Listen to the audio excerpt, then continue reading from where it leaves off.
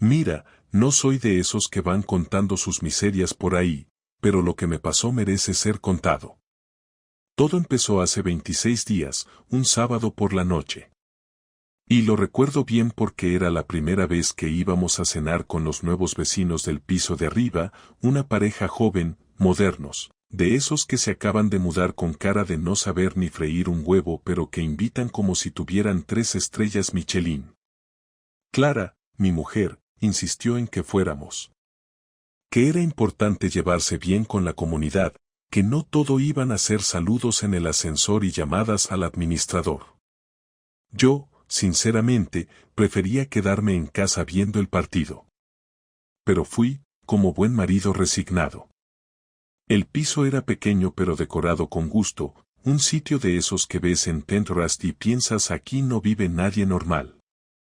Nos recibieron con vino blanco, luces tenues y esa música rara que ponen los treintañeros culturetas que se creen diferentes.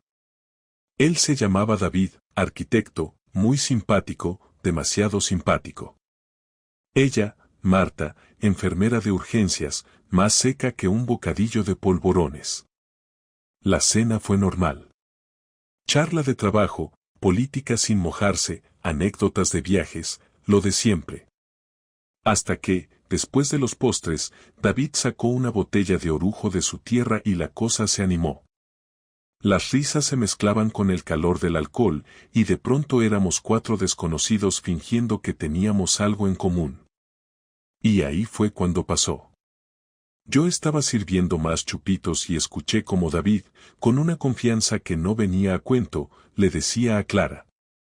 ¿Te acuerdas del otro día? Fue buenísimo. La cara que puso el camarero cuando te tiraste esa copa encima. Yo me quedé quieto. No por el comentario en sí, sino porque Clara se rió, demasiado. No era esa risa educada de cortesía. Era una risa real, íntima, con complicidad. Como si compartieran un secreto. Y entonces, sin pensarlo, dije. ¿Qué día fue eso? Ella se congeló un segundo. Uno solo. Pero fue suficiente. No, fue una tontería. Un día que me crucé con él por el centro. Ya te lo conté, ¿no? No, no me lo había contado. Y lo notó en mi cara. A partir de ahí, todo fue cuesta abajo. La conversación siguió, pero yo ya no estaba ahí. La risa de David me sonaba falsa, las miradas de Clara esquivas, y esa botella de orujo, que antes parecía una invitación al buen rollo, ahora era como un foco iluminando algo sucio. No soy tonto.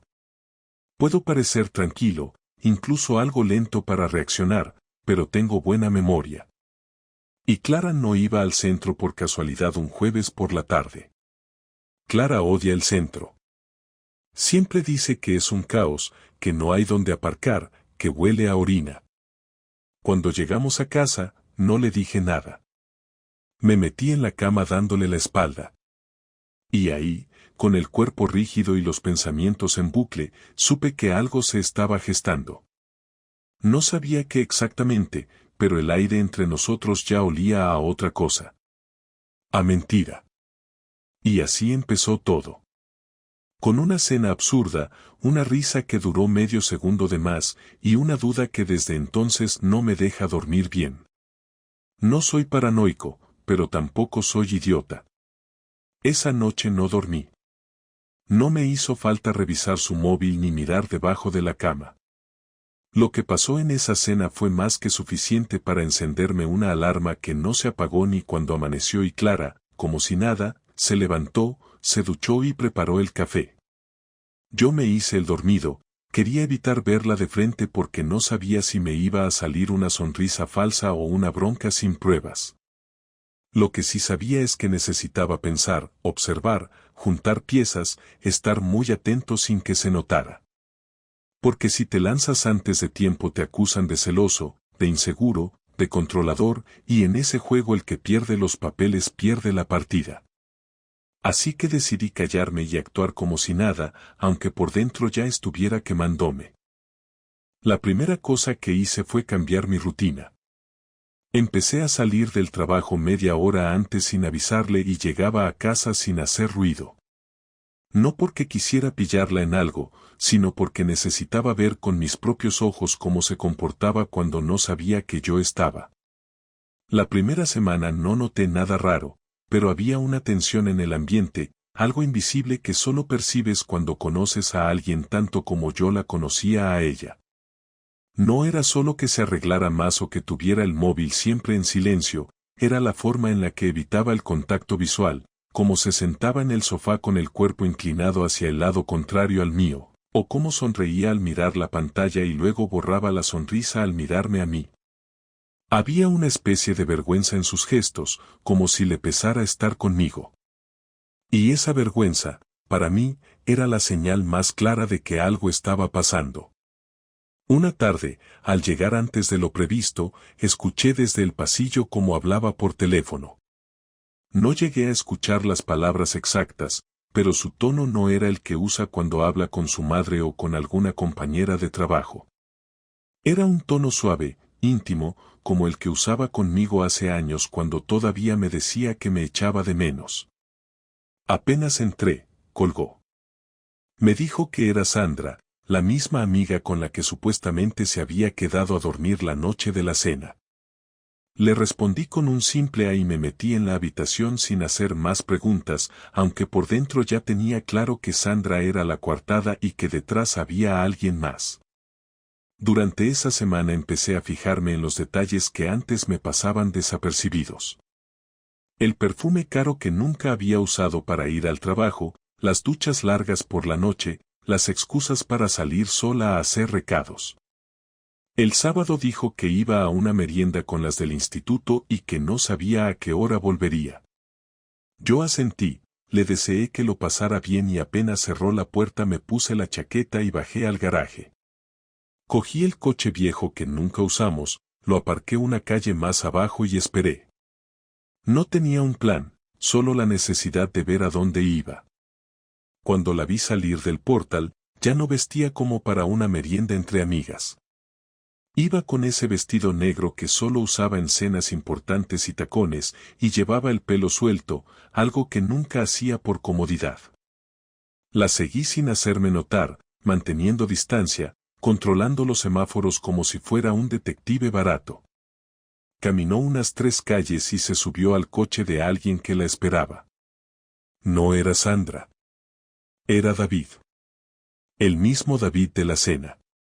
El mismo que le había hecho reír de esa manera. Se dieron un beso rápido en la mejilla, pero ella sonrió como si le hubieran dado una sorpresa. Se fueron. Yo me quedé quieto, en silencio, sin saber si volver a casa o seguirlos. Terminé encendiendo un cigarro, aunque llevaba 5 años sin fumar. Lo tenía claro, ya no era una sospecha. Ahora era una certeza. Volví caminando, sin decir nada, sin escribirle, sin llamarla. Esa noche volvió pasadas las 11. Dijo que se habían alargado con unas copas. Le pregunté si Sandra la había llevado a casa. Me dijo que sí, que se había pasado de copas y que Sandra la dejó en la puerta. No dije nada. Me limité a mirarla sin expresión. Ella agachó la mirada y se fue al baño. A partir de ese día, empecé a anotar todo. Las salidas, las excusas, los horarios, los gestos. No para montar una escena o denunciarla ni nada así, sino para obligarme a no olvidar ningún detalle cuando llegara el momento. Porque ahora sabía que ese momento iba a llegar. 2 días después, Clara olvidó cerrar sesión en su portátil. Normalmente era cuidadosa, lo usaba solo cuando yo no estaba o cuando estaba en otra habitación, pero esa tarde lo dejó en la mesa con la tapa abierta. Me acerqué sin remordimientos. Ya no sentía culpa, sentía que tenía derecho. Entré en su correo. No encontré gran cosa. Pero luego vi que tenía una carpeta de Google Drive compartida. No con David. Con una dirección genérica. arteurbano1987@gmail.com. Abro la carpeta. Fotos de cuadros, entradas de exposiciones, textos de poesía barata. Al principio pensé que no era nada. Pero entre los archivos había uno con su nombre, para Clara. Lo abrí. Un texto. Cursi, largo, lleno de frases que no escribes a una compañera de trabajo. Hablaba de su voz, de su forma de andar, de cómo le dolía verla marcharse después de pasar la tarde juntos. Había fechas, había referencias a lugares que reconocí, incluso menciones a una canción que Clara solía cantar en la ducha. Cerré el archivo, cerré el portátil y me senté en silencio. No lloré. No me salió ni una lágrima. Lo único que sentí fue un calor raro en el pecho, una especie de presión, como si me costara respirar, pero sin llegar a ser un ataque de nada. Era más bien rabia concentrada. Esa noche no dormí en nuestra cama. Me fui al sofá. Cuando ella preguntó, le dije que tenía dolor de espalda. Me miró raro, pero no insistió. Y eso fue lo que más me jodió. Que no insistiera. Que no hiciera preguntas. Que se notaba que le venía bien tenerme lejos. Al día siguiente volvió a salir a hacer unas compras. Yo esperé 5 minutos, salí por la puerta de atrás, cogí el coche y la seguí. Esta vez fueron más lejos, una cafetería cerca del río. Aparqué 2 calles más allá y entré con el casco de la moto puesto, fingiendo ser repartidor. Me senté cerca. Ella ya estaba con él. No hablaban como amigos. Se tocaban la mano por encima de la mesa. Se reían como si estuvieran empezando algo. En ese momento entendí que no era una aventura de una noche, ni una locura pasajera. Era algo más. Algo que llevaba tiempo cocinándose. Algo que ella había decidido guardar, alimentar y proteger mientras yo trabajaba, cuidaba de nuestra hija y hacía planes de verano pensando en los 3. Me fui sin que me vieran. No quise acercarme. No quería arruinar la escena aún. Necesitaba más. No pruebas. Valor. Y en ese momento, mientras volvía a casa, supe que no había marcha atrás. Y que lo peor todavía no había llegado. El jueves siguiente decidí que ya no podía seguir fingiendo que no sabía nada, ni soportar la mirada de Clara cuando volvía a casa oliendo a colonia de otro hombre. Había pasado varios días en un estado de tensión constante, revisando cada gesto, cada palabra, como si quisiera encontrar una mínima señal de arrepentimiento o de miedo, algo que indicara que era consciente de lo que estaba haciendo. Pero no. Actuaba con una naturalidad estudiada, demasiado perfecta. Me daba un beso en la mejilla al entrar, me preguntaba si quería que preparara la cena y hablaba de cosas sin importancia, como si en su vida no existiera un segundo plano donde pasaban otras cosas. El silencio de esos días se me hizo insoportable. Ya no podía seguir midiendo mis palabras ni disimulando la rabia. Así que esa tarde, cuando Lucía se fue a dormir, me senté en la mesa del comedor, esperé a que Clara saliera del baño y la llamé. Siéntate, tenemos que hablar. Ella se detuvo en seco. Llevaba el pijama puesto y el pelo todavía húmedo. Me miró con una mezcla de incomodidad y fastidio, como si no tuviera ganas de mantener ninguna conversación seria. Se sentó frente a mí, con los brazos cruzados, sin preguntar de qué se trataba. Quiero que me digas la verdad, le solté, sin rodeos. Quiero que me digas qué está pasando con David. Tardó un par de segundos en reaccionar, pero cuando lo hizo, su cara fue una mezcla de sorpresa mal disimulada y miedo. Intentó mantener la calma, pero se le notaba el temblor en las manos. ¿Qué dices? Respondió con una sonrisa forzada. No sé de qué hablas. Sabes perfectamente de qué hablo. No quiero excusas ni inventos. Quiero que me lo digas tú. No hay nada que decir. David es un vecino, un amigo. No entiendo por qué tienes que montar un drama de la nada. Levanté la voz sin querer. No de rabia, sino de impotencia. No me tomes por idiota, Clara. Te he visto con él. Sé que te ves con él cuando dices que sales con tus amigas. Sé que mentiste aquella noche. Sé lo del centro, lo del coche, lo de la cafetería del río. El silencio que siguió fue denso. Se le borró la sonrisa, bajó la mirada y respiró hondo. Se notaba que buscaba una respuesta, algo que decir para arreglar el desastre, pero no encontró nada convincente. Al final, soltó un suspiro y me miró con una cara que no le conocía. No quería que te enteraras así. Esa frase fue como un golpe en el estómago. No por lo que decía, sino por lo que confirmaba. Ya no había dudas, ni interpretaciones, ni excusas posibles. Lo había dicho con una calma que me heló la sangre. ¿Desde cuándo? Pregunté. No lo sé, respondió ella, bajando la voz. Unos meses. Empezó sin querer, no estaba planeado. Claro que no, contesté, las mentiras nunca se planean, solo se sostienen. Ella me miró con una mezcla de rabia y culpa. No me hables así, Javier. Tú también tienes parte de culpa. Llevamos años viviendo como compañeros. Nunca hablamos, nunca haces nada por nosotros. Siempre estás cansado o distraído. Yo también necesito sentir algo. Me quedé quieto, tratando de entender si realmente estaba intentando justificar lo que había hecho. ¿Y eso te da derecho a acostarte con otro? No fue solo eso, dijo ella casi gritando, no entiendes nada, no fue solo sexo. Ah, estupendo, respondí, entonces es peor de lo que pensaba. Se levantó de golpe, como si la conversación se le escapara de las manos. Caminaba por la sala con las manos en el pelo, respirando con fuerza. No sabes lo que es sentirse invisible. Yo me paso el día en un instituto escuchando tonterías de adolescentes, llego a casa y es como si no existiera. Tú solo hablas de trabajo, de facturas, de horarios. Yo quería sentirme viva otra vez. La escuché sin interrumpirla. Su discurso tenía algo ensayado, como si lo hubiera repetido en su cabeza muchas veces. Cuando terminó, le pregunté lo único que me importaba. ¿Le quieres?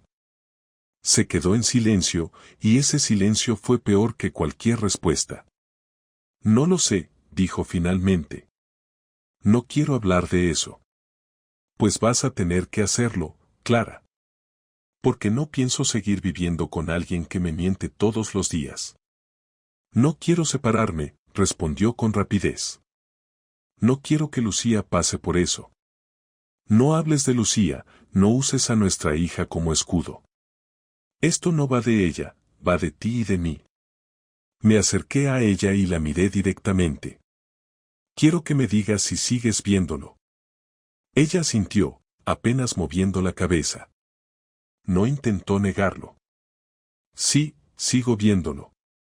No supe si pegarle un grito o salir de casa. Al final, no hice ni una cosa ni la otra. Me senté otra vez, me llevé las manos a la cara y respiré. ¿Y piensas seguir? No lo sé. Esa respuesta me remató. No lo sabía. No sabía si pensaba seguir acostándose con el vecino de arriba mientras vivía conmigo. Esa fue la confirmación de que lo nuestro ya no tenía arreglo. Le pedí que se fuera al dormitorio y me dejara solo. Ella se quedó de pie un momento, mirándome con una expresión entre tristeza y orgullo, y después se fue sin decir nada más. Escuché cómo cerraba la puerta y, por primera vez en años, sentí que esa casa ya no era mía. Estuve un buen rato sentado sin moverme, con la cabeza llena de imágenes que no quería tener. No había gritos, ni portazos, ni lágrimas. Solo un silencio insoportable y la certeza de que acababa de perder algo que nunca iba a recuperar. Esa noche no dormí. Ella tampoco. La escuché moverse en la habitación, abrir cajones, cerrar el armario, suspirar. No sé si lloró, no me importó. A las 6 de la mañana salí a trabajar sin desayunar. Al volver, ya estaba despierta, preparando el desayuno de Lucía como si nada hubiera pasado. Me saludó con un buenos días que sonó tan falso que me dio náuseas. Durante los días siguientes la convivencia se volvió mecánica. Hablábamos solo lo necesario. Yo no podía soportar mirarla, y ella evitaba cualquier tema que no fuera nuestra hija. Dormíamos en la misma cama, pero cada uno en su extremo, sin tocarnos. En el trabajo me costaba concentrarme, me pasaba el día repasando la conversación una y otra vez, preguntándome cómo habíamos llegado a ese punto. Una tarde, al llegar a casa, la encontré sentada en el sofá, con los ojos rojos. Me pidió que habláramos. Dijo que lo había terminado con David, que se había dado cuenta de que no quería destruir la familia, que todo había sido un error. No me la creí. Cuando una persona cruza esa línea, las palabras ya no sirven. Le dije que me alegraba por ella, pero que para mí ya era tarde. ¿Tú no has hecho nunca nada mal? Me preguntó de golpe, con rabia. Seguramente sí, pero nunca te mentí. No todo se mide por eso. Para mí sí, le respondí, porque la confianza no se recupera. Ella me miró con los ojos llenos de lágrimas, pero no se acercó. Se levantó, se encerró en la habitación y no salió en toda la noche. A partir de ese día dejé de buscar explicaciones. Empecé a pensar en lo que vendría después, en cómo reorganizar mi vida, en qué pasaría con Lucía, en si debía contarle la verdad o esperar. Pero lo que más me costaba aceptar era que Clara no parecía arrepentida de verdad. No porque no llorara, sino porque seguía comportándose como si tuviera derecho a decidir cuándo terminaba y cuándo no. A los pocos días, recibí un mensaje de David en el buzón de correo del edificio. No lo abrí, pero reconocí su letra. Lo rompí sin leerlo. No necesitaba más pruebas de nada. Lo que me quedaba ahora era decidir cómo vengarme, no con violencia ni escándalos, sino de una forma que le hiciera entender lo que había destrozado. Y esa idea, en lugar de darme miedo, me dio algo que hacía tiempo que no sentía, energía. La primera vez que se me pasó por la cabeza vengarme de Clara, no fue en un arrebato, ni después de una discusión. Fue una mañana en la que ella salió con Lucía al parque y yo me quedé solo en casa. Me senté en la mesa del comedor con un café delante, frío ya, sin haberlo probado, y miré la silla vacía en la que Clara solía sentarse todos los días. Me quedé observándola durante minutos. No pensaba en su infidelidad, ni en la conversación que habíamos tenido, ni en la imagen de ella tocándose las manos con ese imbécil. Pensaba en lo injusto de todo. Pensaba en que ella seguía ahí, durmiendo en la misma cama, comiendo de los mismos platos, cuidando a Lucía como si no hubiera pasado nada, mientras yo tenía que tragarme la rabia, contener la humillación, medir mis palabras, ocultar mi malestar frente a nuestra hija para que no notara nada. Ella había destruido algo, y yo era el que recogía los trozos como un imbécil. Y eso no me parecía justo. No me interesa destruir a nadie con insultos o discusiones. No creo en eso. Yo quería algo más. Quería que Clara se sintiera tan expuesta, tan sola, tan perdida, como me sentí yo esa noche en la que me dijo que no sabía si seguiría viéndose con David. Y entonces empecé a planearlo. Lo primero que hice fue reunir pruebas. Sabía que no necesitaba más, pero las quería organizadas, claras, cronológicas. Imprimí capturas, fechas, registré los movimientos de su móvil, reorganicé todo en una carpeta con nombres neutros. No por un juicio, sino porque necesitaba tener el control. Era la manera que encontré de canalizar la furia sin perder la cabeza. Quería que cuando llegara el momento, nadie pudiera poner en duda lo que había hecho, ni cómo, ni con quién. Luego empecé a jugar con su rutina. La observaba con atención. Sabía cuándo tenía guardias largas, cuando se reunía con las del instituto, cuando se quedaba en casa por las tardes. Empecé a mostrarle una actitud extrañamente tranquila, incluso amable. No por reconciliación, sino por estrategia. Cuando me preguntaba si quería cenar algo especial, le decía que sí. Cuando hablaba de llevar a Lucía al cine, me ofrecía a acompañarlas. Empecé a reírle algunos comentarios, a prestarle atención en cosas pequeñas. Le daba pequeños gestos de cercanía, sin exagerar, lo justo para que bajara la guardia. Quería que pensara que estaba superando todo, que me estaba adaptando, que tal vez había una posibilidad de reconstruir algo. Ella lo notó. No tardó en mostrarse más tranquila. Una noche incluso me rozó el brazo mientras veíamos la televisión. Me habló con suavidad, como si nada hubiera pasado. Yo no respondí, pero tampoco me alejé. Dejé que pensara lo que quisiera. Una semana después, tomé la decisión. Me reuní con un abogado sin decirle nada. Le expliqué la situación con calma, mostré las pruebas, pedí consejos sobre la custodia, la vivienda, las cuentas. No quería perjudicarla en lo económico, pero sí dejar claro que el matrimonio se había roto por una traición. Mi abogado, un hombre directo, me dijo que lo mejor era preparar la demanda, pero no presentarla hasta tener una posición más clara sobre lo que yo quería a largo plazo. Le dije que la tendría en unos días. También le pedí ayuda para abrir una cuenta bancaria a mi nombre y transferir parte de mis ahorros allí. No una gran cantidad, pero lo suficiente para tener independencia sin levantar sospechas. A continuación, hablé con la directora del colegio de Lucía. Pedí una reunión privada.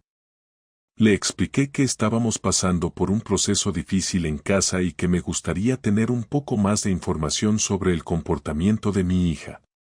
La directora fue comprensiva. Me dijo que Lucía se mostraba tranquila, aunque algo más callada de lo habitual. Le pedí que me informara si notaban algún cambio importante.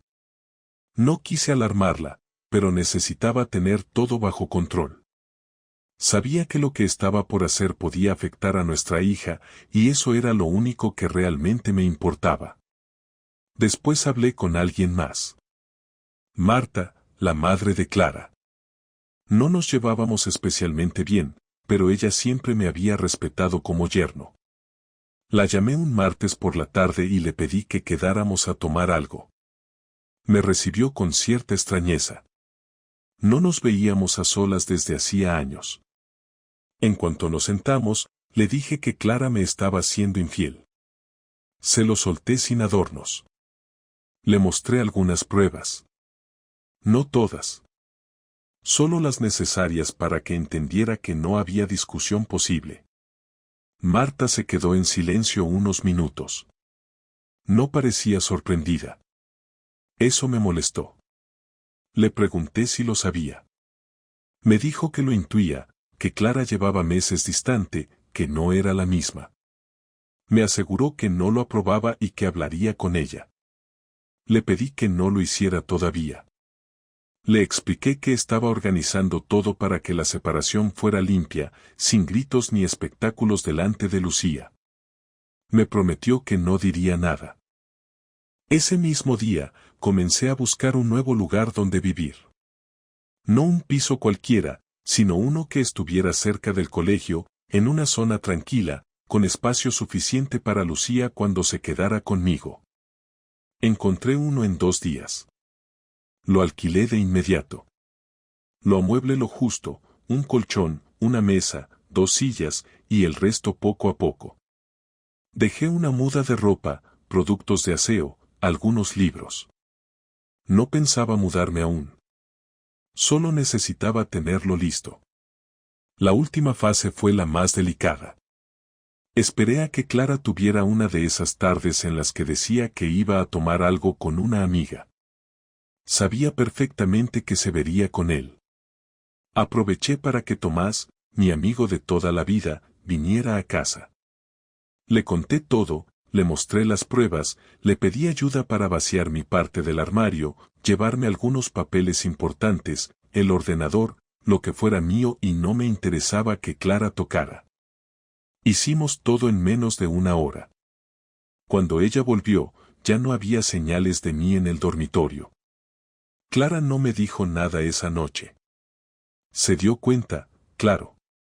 Notó el hueco, notó el silencio, notó que algo estaba mal. Pero no dijo una palabra. Creo que no sabía cómo empezar. Al día siguiente, le dije que teníamos que hablar. Me senté frente a ella y le entregué un sobre. Dentro estaba una copia de la demanda de divorcio, un listado de objetos que me había llevado, una hoja con el nuevo calendario de custodia provisional que había armado con el abogado. Lo leyó en silencio, sin pestañear.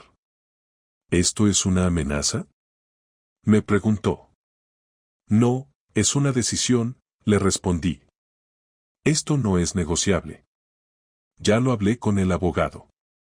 Te llegará la citación en unos días. No puedes hacer esto sin hablarlo antes. Sí puedo. Tú no hablaste nada antes de acostarte con otro. Yo tampoco tengo por qué consultarte nada ahora. Ella me miró con esa cara de falsa dignidad que solo tiene alguien que sabe que perdió y no quiere admitirlo. Vas a destruir esta familia. La destruiste tú. Se levantó, fue a la habitación, cerró la puerta con fuerza. No grité, no la seguí, no hice nada más. Me fui al piso nuevo esa noche. Me senté en el colchón con la espalda contra la pared, sin televisión, sin ruido, y me dormí sin sueños. Por primera vez en semanas, sentí que volvía a tener el control. Ella había pensado que podía manejarlo todo a su manera, que yo aceptaría, que me adaptaría. Pero no. No más. La venganza no fue espectacular. No hubo escándalos, no hubo vídeos, no hubo gritos en la calle ni redes sociales. Solo un proceso calculado, frío, necesario. Ahora era ella la que tendría que explicarse. Con su familia, con nuestra hija, con los vecinos, con quien quisiera. Yo ya había terminado con las explicaciones. Las primeras noches en el piso nuevo no fueron fáciles, no por el lugar en sí, que estaba bien para empezar de cero, sino por el silencio. No había ruidos de platos en la cocina, ni pasos en el pasillo, ni la voz de Lucía preguntando cosas a todas horas. Tenía espacio, tenía orden, tenía todo en su sitio, pero no tenía el caos de mi casa, ese que al final uno echa de menos sin darse cuenta. La rutina fue lo único que me ayudó a no volverme loco. Me levantaba temprano, iba al trabajo, salía puntual, pasaba por el supermercado y volvía al piso a cocinar algo rápido, ver una película o quedarme leyendo cualquier cosa hasta que me vencía el sueño. No salía, no hablaba con nadie fuera de lo estrictamente necesario. A Clara no le escribía, no le llamaba, no le respondía más allá de lo relacionado con Lucía. Habíamos acordado un régimen provisional de visitas y lo estaba cumpliendo sin queja. Lucía pasaba los miércoles por la tarde conmigo y un fin de semana alterno, y cada vez que venía, me esforzaba por estar bien, por tener paciencia, por no mostrarle lo que llevaba por dentro. Ella también estaba rara, más callada de lo normal, me abrazaba más tiempo cuando nos despedíamos. No me preguntaba directamente por su madre ni por lo que había pasado, pero se notaba que no entendía nada. Un viernes por la tarde, después de que Lucía se fuera con Clara, recibí un mensaje suyo. No de mi hija, sino de Clara. Me preguntaba si podía pasar a hablar conmigo, que necesitaba cerrar algunas cosas, que no iba a tardar, que no venía a discutir. Dudé un momento antes de responder. Podía no hacerlo, podía ignorarla como ella me ignoró durante meses, pero algo me decía que era mejor terminar lo que quedaba pendiente cara a cara. Le respondí que viniera a las 8. Llegó puntual, vestida sin adornos, sin maquillaje, con una expresión neutra. Se sentó en la silla frente a mí y dejó el bolso en el suelo, como si supiera que esa vez no iba a escaparse por la tangente. No voy a intentar convencerte de nada, dijo. Sé que esto está terminado, que no hay vuelta atrás, y no quiero hacerte perder el tiempo. Solo quería hablar contigo por última vez, decirte algunas cosas y después no molestarte más. La miré sin interrumpirla. Esperaba alguna especie de justificación final, tal vez un intento de reconstruir algo, aunque fuera el respeto. No te voy a pedir perdón por haber estado con otra persona, porque sé que eso no sirve de nada, continuó. Ya lo hicimos, ya lo dijimos, ya está claro todo. Lo que sí quiero decirte es que no lo hice para destruirte, ni para burlarme de ti, ni porque me faltara nada como padre de Lucía. Lo hice porque me perdí. No supe manejar mi vida, no supe hablar contigo, no supe pedir lo que necesitaba sin hacerlo de la peor manera. No dije nada. Escuchaba sin moverme. Durante años sentí que estábamos atrapados en algo que no nos gustaba a ninguno de los dos. Nos habíamos convertido en dos personas que compartían un espacio, pero no una vida. Y no culpo solo a ti. Yo también me fui apagando, también dejé de buscarte, de escucharte. Cuando apareció David no fue una tentación, fue una excusa. Y la tomé, porque me daba lo que no me atrevía a pedirte a ti. No porque tú no pudieras dármelo, sino porque yo ya había decidido que no ibas a hacerlo. ¿Y ahora qué? Pregunté con voz seca. ¿Ahora te das cuenta de todo eso y esperas que, exactamente? ¿Que te aplauda por tu capacidad de análisis? No espero nada, respondió. Solo quería decirlo, porque me parecía justo. Me he equivocado en muchas cosas, Javier, pero no quiero que te vayas con la idea de que fui una cabrona sin alma. Me duele lo que pasó. Me duele verte así. Me duele ver a Lucía confundida. Me duele haber destrozado algo que construimos durante años. Tú lo hiciste, Clara. No lo digas como si fue una consecuencia inevitable. Tú lo decidiste. Tú lo escondiste. Tú mentiste. No fue un error, fue una serie de elecciones conscientes. Lo que ahora te duele es no haber controlado las consecuencias. Ella bajó la mirada y no respondió. Yo seguí. ¿Sigues viéndolo? No. ¿Desde cuándo? Desde que te fuiste de casa. Lo vi un par de veces después de eso, pero no funcionó. Era una ilusión. Lo que tenía contigo era real, aunque estuviéramos mal. Con él era una burbuja, una distracción. No me hizo bien, me hizo sentir peor. Entonces el premio te salió caro. No lo veo así, contestó. No hay premio en todo esto. Todos salimos perdiendo. No es cierto. Tú perdiste una vida. Yo perdí una familia. Lucía perdió una estabilidad. Pero él, David, no perdió nada. A él no lo vas a ver más. Ni yo tampoco. No va a formar parte de la vida de Lucía. No voy a volver a repetir nada parecido. Ya entendí muchas cosas, aunque tarde. Pues qué bien por ti. Ella respiró hondo. Se notaba que le costaba no llorar, pero no quería hacerlo delante de mí. Voy a buscar un terapeuta, dijo. Para mí, no por ti. No porque quiera arreglar esto, porque sé que no tiene arreglo, sino porque no quiero volver a convertirme en esa persona que fui. Quiero poder hablarle a Lucía con claridad algún día, y para eso necesito entenderme a mí misma. Haz lo que tengas que hacer, le respondí. Pero no me pidas que participe. Yo ya terminé con esto. Lo sé. Solo quería que me escucharas.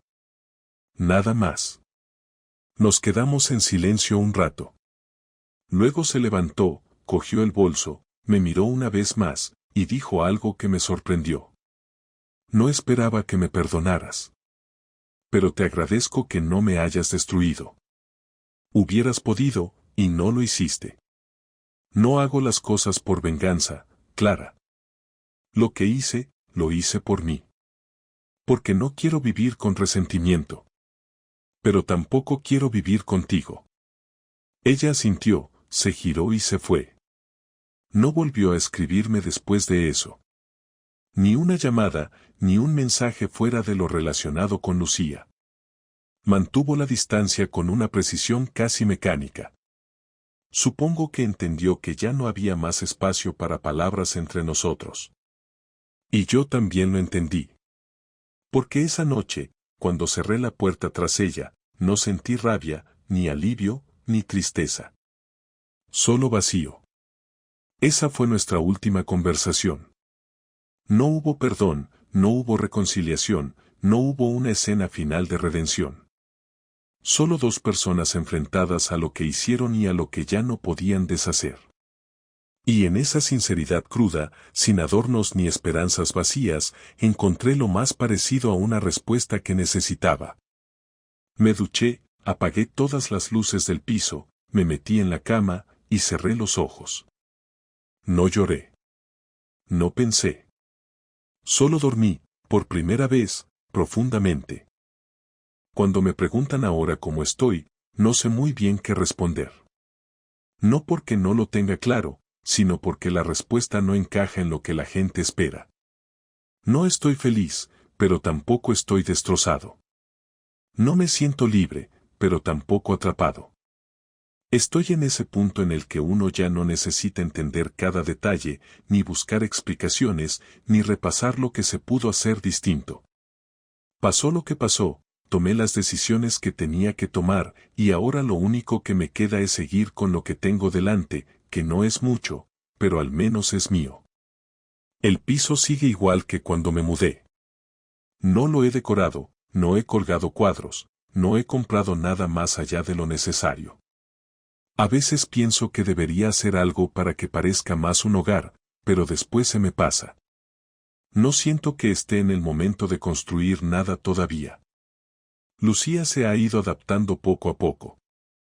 Al principio venía callada, traía ese gesto triste que tienen los niños cuando sienten que algo no está bien pero no saben cómo preguntarlo. Me hablaba de su madre con cuidado, como si tuviera miedo de que cualquier comentario me hiciera daño. Yo le respondía siempre con naturalidad, sin quejas, sin cargarle nada. No tiene por qué saber todo lo que pasó. Solo necesita saber que tiene un padre que no va a fallarle. Con el tiempo, empezó a hablar más, a reírse otra vez, a pedirme que le hiciera sus cenas favoritas, a dejar sus dibujos por toda la casa. Gracias a ella no me derrumbé del todo.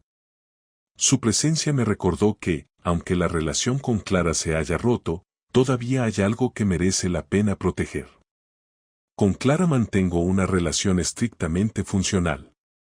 Nos escribimos por temas escolares, actividades, citas médicas. Nada más. No le pregunto por su vida, ella no me pregunta por la mía.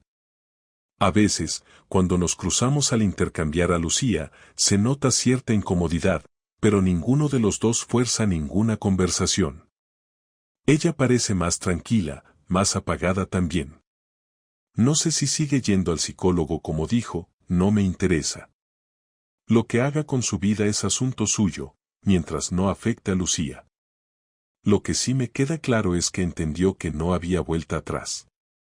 Lo noté en su tono, en su actitud, en cómo bajó los ojos la última vez que nos vimos. No hay espacio para reconciliaciones ni para una amistad forzada. Compartimos una hija, nada más.